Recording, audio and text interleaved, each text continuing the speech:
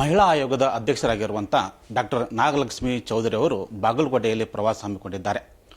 ಅವರು ಜಿಲ್ಲೆಯ ಸರ್ಕಾರಿ ಆಸ್ಪತ್ರೆ ಸೇರಿದಂತೆ ವಿವಿಧ ಸ್ಥಳಗಳಲ್ಲಿ ಭೇಟಿ ನೀಡಿ ಹಲವಾರು ಸಮಸ್ಯೆಗಳನ್ನು ಆಲಿಸಿಕೊಂಡು ಬಂದಿದ್ದಾರೆ. ಬನ್ನಿ, ಈಗ ಅವರು ನಮ್ಮೊಂದಿಗಿದ್ದಾರೆ. ಮಹಿಳಾ ಆಯೋಗದ ಸಮಸ್ಯೆಗಳ ಬಗ್ಗೆ ಸೇರಿದಂತೆ ಈ ಜಿಲ್ಲೆಯ ಸಮಸ್ಯೆಗಳು ಹಾಗೂ ಅವರ ಜಿಲ್ಲೆಯ ಪ್ರವಾಸ ಕುರಿತು ನಾವು ಅವರೊಂದಿಗೆ ಮಾತಾಡೋಣ ಮತ್ತು ಈ ಮಹಿಳಾ ದೌರ್ಜನ್ಯ ಕುರಿತು ಅವರು ಏನೆಲ್ಲ ಕಾರ್ಯಕ್ರಮ ಹಾಕ್ಕೊಂಡಾರ ಅನ್ನೋ ಮಾತು ಕೇಳಿ ಸಮಗ್ರ ಅವರಿಂದ ಮಾಹಿತಿ ಕೇಳೋಣ. ನೀವು ಈ ಬಾಗಲಕೋಟೆ ಜಿಲ್ಲೆಗೆ ಪ್ರವಾಸ ಹಮ್ಮಿಕೊಂಡಿದ್ರಿ. ಈ ಪ್ರವಾಸದ ಉದ್ದೇಶ ಏನು? ಮೊದಲು ನಾನು ಆಯೋಗದ ಅಧ್ಯಕ್ಷ ಆದಮೇಲೆ ಪ್ರತಿ ಜಿಲ್ಲೆಯನ್ನು ಪ್ರವಾಸ ಮಾಡಿ ಅಲ್ಲಿ ಇರುವಂಥ ಹೆಣ್ಣು ಮಕ್ಕಳ ಎಸ್ಪೆಷಲಿ ಮಹಿಳೆಯರ ಸಮಸ್ಯೆಗಳನ್ನು ಆಲಿಸಬೇಕು ಅಂಥೇಳಿ ನಾನು ಕಳೆದ 4 ತಿಂಗಳಿಂದ ನಾನು ಎಲ್ಲ ಜಿಲ್ಲಾ ಪ್ರವಾಸಗಳನ್ನ ಮಾಡ್ತಾ ಇದ್ದೀನಿ. ಜಿಲ್ಲಾ ಪ್ರವಾಸ ಅಂತಂದರೆ ಮುಖ್ಯವಾಗಿ ಆ ಜಿಲ್ಲೆಯ ಹಳ್ಳಿಯ ಭಾಗಕ್ಕೆ, ಗ್ರಾಮೀಣ ಮಟ್ಟಕ್ಕೆ ಹೋಗಿ ಅಲ್ಲಿನ ಸಮಸ್ಯೆಗಳನ್ನು ಆಲಿಸಿ ಅಲ್ಲಿರೋ ಸಮಸ್ಯೆಗಳಿಗೆ ಪರಿಹಾರವನ್ನು ಕೊಡುವ ನಿಟ್ಟಿನಲ್ಲಿ ಸರ್ಕಾರದ ಒಂದು ಅಧಿಕಾರಿಗಳಾಗಿರಲಿ, ಮಂತ್ರಿಗಳಾಗಿರಲಿ ಮತ್ತು ಮುಖ್ಯಮಂತ್ರಿಗಳೇ ಆಗಿರಲಿ ಅವರ ಒಂದು ಸಹಾಯನ ತಗೊಂಡು ಅವರಿಗೆ ಅವರ ಹಕ್ಕುಗಳನ್ನು ಕೊಡಿಸುವಂಥ ಕೆಲಸವನ್ನು ನಾನು ಮಾಡ್ತಾಯಿದ್ದೀನಿ.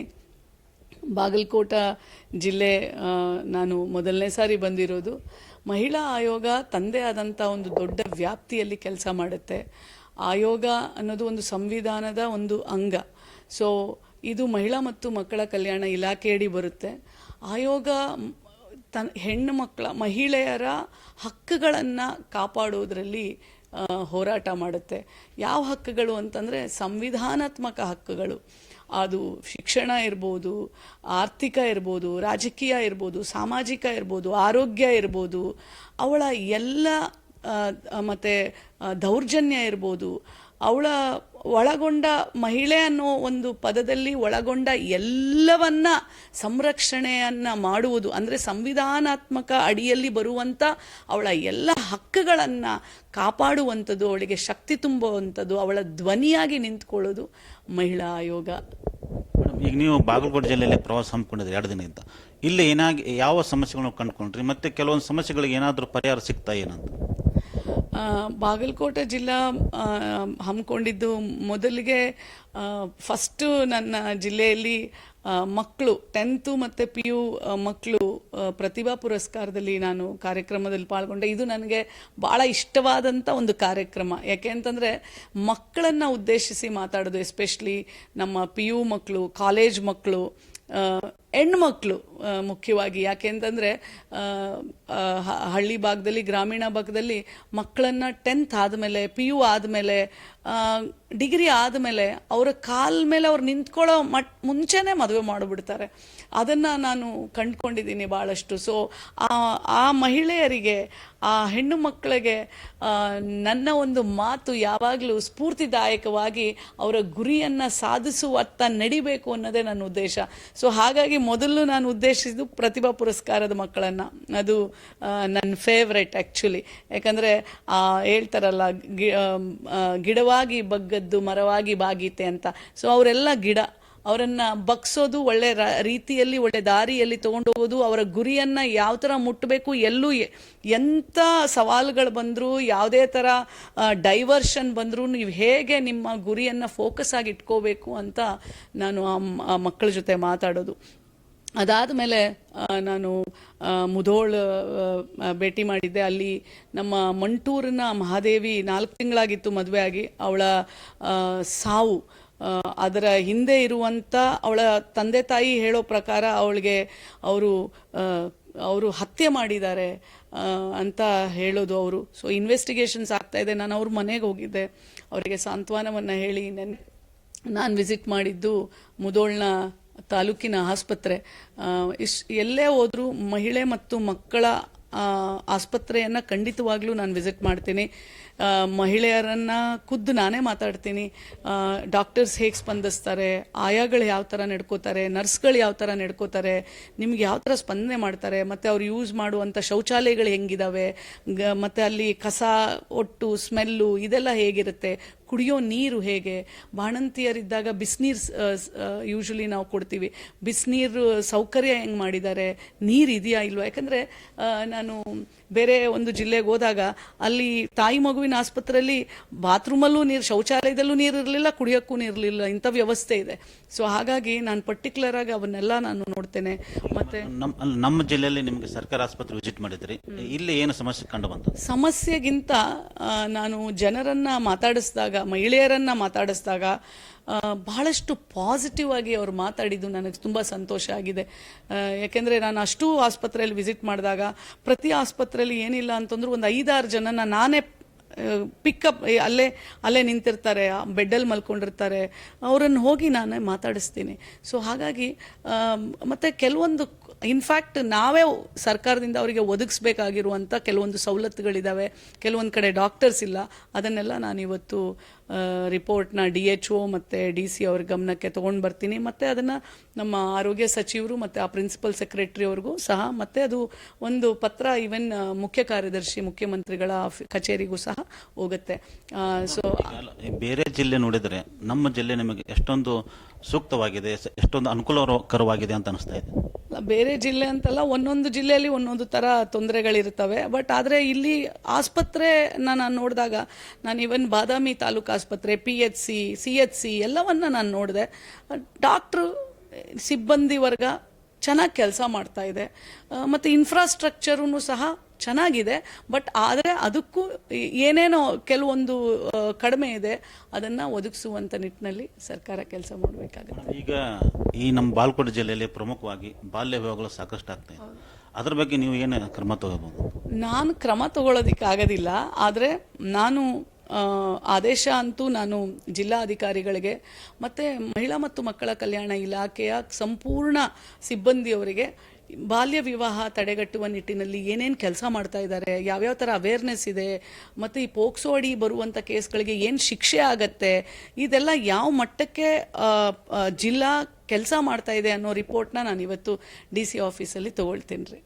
ನಮಗೆ ನಮ್ಮ ಜಿಲ್ಲೆಯಲ್ಲಿ ಇದು ಬಾಲ್ಯವ ಜೊತೆಗೆ ಭ್ರೂಣ ಹತ್ಯೆ ಆಗಿ ನಡೀತಾ ಇದೆ. ಅದರ ಬಗ್ಗೆ ನೀವು ಏನೆಲ್ಲ ಅಧಿಕಾರಿಗಳ ಸೂಚನೆ ನೀಡಬಹುದು? ಭ್ರೂಣ ಹತ್ಯೆ ನಾನು ಬಂದಾಗ್ಲಿಂದ ಎಲ್ಲ ಹೇಳ್ತಾ ಇದ್ದಾರೆ.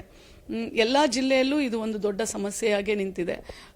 ಈಗಲೂ ನಾನು DHOಗೆ ಹೇಳಿದ್ದೀನಿ, sex ratio, gender ratio, sex ratio ನಮ್ಮ ಬಾಗಲಕೋಟೆ ಜಿಲ್ಲೆದಾಗ ಹೆಣ್ಣು ಮತ್ತು ಗಂಡುವಿನ ಮಗುವಿನ ಸಂಖ್ಯೆ ಎಷ್ಟಿದೆ ರೇಷಿಯೋ, ಅದನ್ನು ತೊಗೊಂಬರ್ರಿ. ಮತ್ತು ನೀವು ಜಿಲ್ಲೆಯಿಂದ ಈ ಒಂದು ನಿಟ್ಟಿನಲ್ಲಿ ಏನೆಲ್ಲ ಅರಿವಿನ ಕಾರ್ಯಕ್ರಮ ನೀವು ಮೂಡಿಸಿದ್ದೀರಾ, ಆಮೇಲೆ ಈ ಸ್ಕ್ಯಾನಿಂಗ್ ಸೆಂಟರ್ಗಳು ಯಾವ್ಯಾವುದು ನೀವು ಎಷ್ಟು ದಿನಕ್ಕೆ, ಎಷ್ಟು ತಿಂಗಳಿಗೆ ಒಮ್ಮೆ ನೀವು ವಿಸಿಟ್ ಮಾಡ್ತೀರಾ, ಮತ್ತು ಆ ಪ್ರೋಟೋಕಾಲ್ಸ್ನ ಅವ್ರು ಮೇಂಟೈನ್ ಮಾಡಲಿಲ್ಲ ಅಂತಂದರೆ ಎಷ್ಟು ಜನರ ಮೇಲೆ ಇವ್ರು ಕೇಸ್ ಹಾಕಿದ್ದಾರೆ, ಯಾವ್ಯಾವುದು ತನಿಖೆ ನಡೀತಾ ಇದೆ, ತನಿಖೆ ನಡೆದ ಮೇಲೆ ಯಾರು ಮತ್ತೆ ಬಂದು ವಾಪಸ್ಸು ಮತ್ತೆ ಖುಲ್ಲಾ ಮಾಡಿ ಮತ್ತೆ ಏನು ಮಾಡಿ.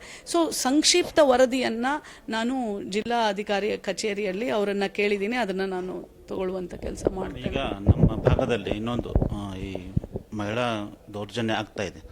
ಆ ದೌರ್ಜನ್ಯ ಆದವರು ಬಡವರು, ಹೆಚ್ಚಾಗಿ ಬಡವರು ಇರ್ತಾರೆ, ಅವರು ನಿಮಗೆ ಯಾವ ಥರ ಕಾಂಟ್ಯಾಕ್ಟ್ ಮಾಡ್ಬೋದು, ಅವರು ಆ ಸಮಸ್ಯೆಗಳನ್ನು ಯಾವ ಥರ ಅವ್ರು ಹೇಳ್ಬೋದು?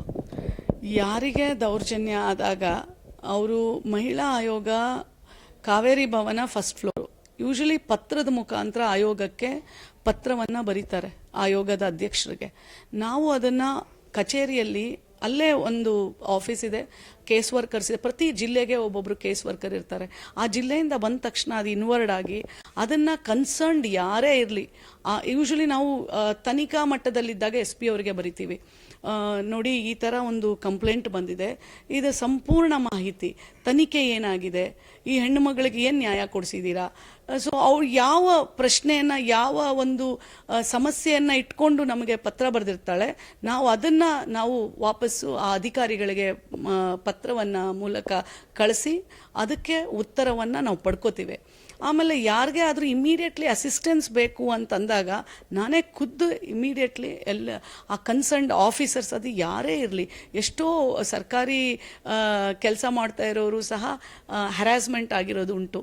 ಅಂದರೆ ಈ ಸೆಕ್ಷುವಲ್ ಹರಾಸ್ಮೆಂಟ್ ಇರ್ಬೋದು ಅಥವಾ ಮಾನಸಿಕವಾಗಿ ಅವ್ರನ್ನ ಒತ್ತಡಕ್ಕೆ ತಂದಿರುವಂಥ ಸಮಸ್ಯೆಗಳು ಸಹ ನಮ್ಮ ಆಯೋಗಕ್ಕೆ ಬರುತ್ತೆ. ಎಷ್ಟೋ ಜನ ಖುದ್ದಾಗಿ ಬಂದು ನನ್ನ ಭೇಟಿ ಮಾಡ್ತಾರೆ. ಬಟ್ ನಾನು ಎಲ್ಲ ಜಿಲ್ಲೆಗಳು ದೂರ ಇರೋದ್ರಿಂದ ಎಲ್ಲರೂ ಬಂದು ಭೇಟಿ ಆಗ್ಲಿಕ್ಕೆ ಸಾಧ್ಯ ಇಲ್ಲ.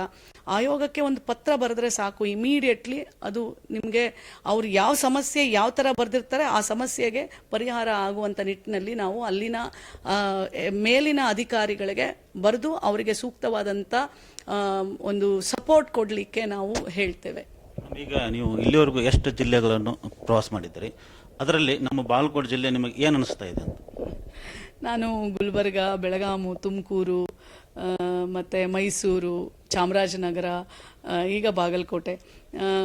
ಬಾಗಲಕೋಟೆ ನೋಡಿ, ಉತ್ತರ ಕರ್ನಾಟಕದಲ್ಲೂ ಇದ್ದರು, ನಾವು ಹಿಂದುಳಿದ ಭಾಗ ಅಂತ ನಾವು ಕರೆದಾಗಲೂ ಸಹ ಬಾಗಲಕೋಟೆ ಭಾಳಷ್ಟು ಚೆನ್ನಾಗಿ ಕೆಲಸ ಮಾಡ್ತಾ ಇದೆ ಅಂತ ನನಗೆ ಅನಿಸತ್ತೆ. ಅಂದರೆ ದೌರ್ಜನ್ಯಗಳು, ಬಾಲ್ಯ ವಿವಾಹಗಳು ಅಥವಾ ಯಾವುದೇ ಥರ ಅದು ಬೇರೆ ರೀ. ಈಗ ನಾವು ಆಸ್ಪತ್ರೆಯನ್ನು ನೋಡಿದಾಗ ಆಸ್ಪತ್ರೆಯ ಒಂದು ಇನ್ಫ್ರಾಸ್ಟ್ರಕ್ಚರ್ ಇರ್ಬೋದು, ಪೇಷಂಟ್ಸ್ ಅವರು ಹೇಳಿಕೆ ಇರ್ಬೋದು, ಅವರು ಯಾವ ಥರ ಸ್ಪಂದಿಸ್ತಾರೆ ಅನ್ನೋ ಒಂದು ಇದಿರ್ಬೋದು, ಅದನ್ನೆಲ್ಲ ನೋಡಿದಾಗ ಬಾಗಲಕೋಟೆ ತಾಯಿ ಮಗುವಿನ ಆಸ್ಪತ್ರೆಗಳು ಭಾಳ ಚೆನ್ನಾಗಿ ಕೆಲಸ ಮಾಡ್ತಾ ಇದೆ.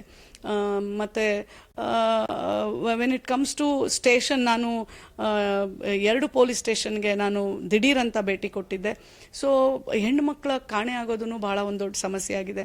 ಸೊ ಅವನ್ನ ಸಹ ಅವರು ಅಟೆಂಡ್ ಮಾಡಿದ್ದಾರೆ, ಭಾಳಷ್ಟು ಜನರನ್ನು ವಾಪಸ್ ಪಡೆಯೋ ನಿಟ್ಟಿನಲ್ಲಿ ಕೆಲಸ ಮಾಡಿದ್ದಾರೆ. ಸೊ ಹಾಗಾಗಿ ಈ ಬಾಲ್ಯ ವಿವಾಹಗಳು ಜಾಸ್ತಿ ಆಗಿದ್ದಾವೆ, ಭ್ರೂಣ ಹತ್ಯೆ ಜಾಸ್ತಿ ಆಗಿದೆ.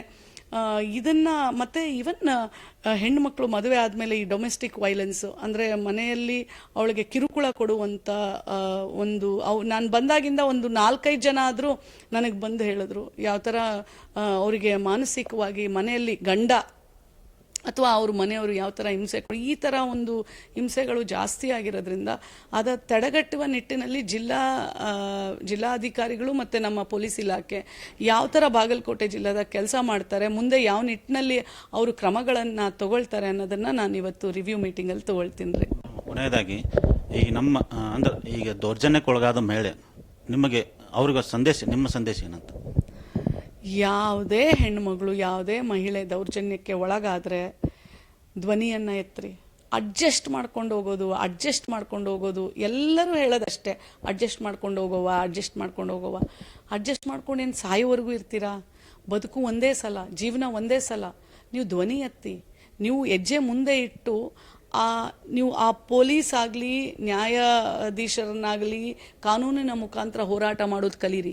ಒಂದು ಸಲ ನೀವು ಆ ಹೆಜ್ಜೆ ಇಟ್ಟರೆ ಖಂಡಿತವಾಗ್ಲೂ ನಾನು ಹೇಳ್ತೀನಿ, ಅರ್ಧದಷ್ಟು ನಿಮ್ಮ ಮೇಲಿರೋ ದೌರ್ಜನ್ಯ ಕಡಿಮೆ ಆಗುತ್ತೆ. ಅವ್ರಿಗೂ ನೋಡಿ, ಮಹಿಳಾ ಆಯೋಗ ಅನ್ನೋದು, ನಾವು ಗಂಡ ಆ ಥರ ಕಿರುಕುಳ ಕೊಡ್ತಿದ್ರೆ ನೀವು ಗಂಡನ ಬಿಟ್ಬಿಡಿ ಅಂತ ನಾನು ಹೇಳೋದಿಲ್ಲ, ನಾವು ಕೌನ್ಸಿಲಿಂಗ್ ಮಾಡ್ತೀವಿ. ನೀವು ಬರೆದಾಗ ಗಂಡನ್ನು ಕರೆಸ್ತೀವಿ, ಹೆಣ್ಮಗಳನ್ನು ಕರೆಸಿ, ಅವ್ರ ಮನೆಯವ್ರನ್ನೂ ಕರೆಸಿ, ನಾವು ಕೌನ್ಸಿಲಿಂಗ್ ಮಾಡ್ತೀವಿ. ಅದು ಒಂದು ಸಿವಿಲ್ ಕೋರ್ಟಿಗಿರುವಷ್ಟೇ ಅಧಿಕಾರ ಆಯೋಗಕ್ಕೆ ಇರುತ್ತೆ, ನಾವು ಅಲ್ಲಿ ಬರ್ಸ್ಕೋತೀವಿ ಸಹ. ಸೊ ನೀವು ಧ್ವನಿ ಎತ್ತಲಿಲ್ಲ, ಮುಂದೆ ಹೆಜ್ಜೆ ಇಡಲಿಲ್ಲ ಅಂತಂದರೆ ಬದುಕಿರೋವರೆಗೂ ಆ ದೌರ್ಜನ್ಯದ ಅಡಿ ನೀವು ನೆರಳಾಡ್ತೀರಾ. ಹಾಗೆ ಇರಬಾರ್ದು. ನೀವು ಚೆನ್ನಾಗಿ ಆರೋಗ್ಯ ಅಂತಂದರೆ ಮಾನಸಿಕ ಮತ್ತು ದೈಹಿಕವಾಗಿ ನೀವು ಚೆನ್ನಾಗಿರಬೇಕು ಅಂತಂದರೆ ನಿಮ್ಮ ದೌರ್ಜನ್ಯದ ವಿರುದ್ಧವಾಗಿ ಧ್ವನಿ ಎತ್ತಬೇಕು, ಹೆಜ್ಜೆ ಮುಂದಿಟ್ಟು ಹೋರಾಟ ಮಾಡಬೇಕು, ಒಳ್ಳೆ ಬದುಕನ್ನು ಬದುಕಬೇಕು ಅನ್ನೋದು ಆಯೋಗದ ಒಂದು ಆಶಯ. ಓಕೆ ಮೇಡಮ್, ಧನ್ಯವಾದಗಳು. ಇಲ್ಲಿವರೆಗೆ ನಮ್ಮ ಸಮಗ್ರ ಮಾಹಿತಿ ನೀಡಿದ್ದೀನಿ. ತುಂಬ ಧನ್ಯವಾದಗಳು.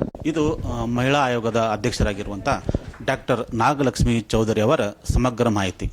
ಆನಂದ್, ETV ಭಾರತ್, ಬಾಗಲಕೋಟೆ.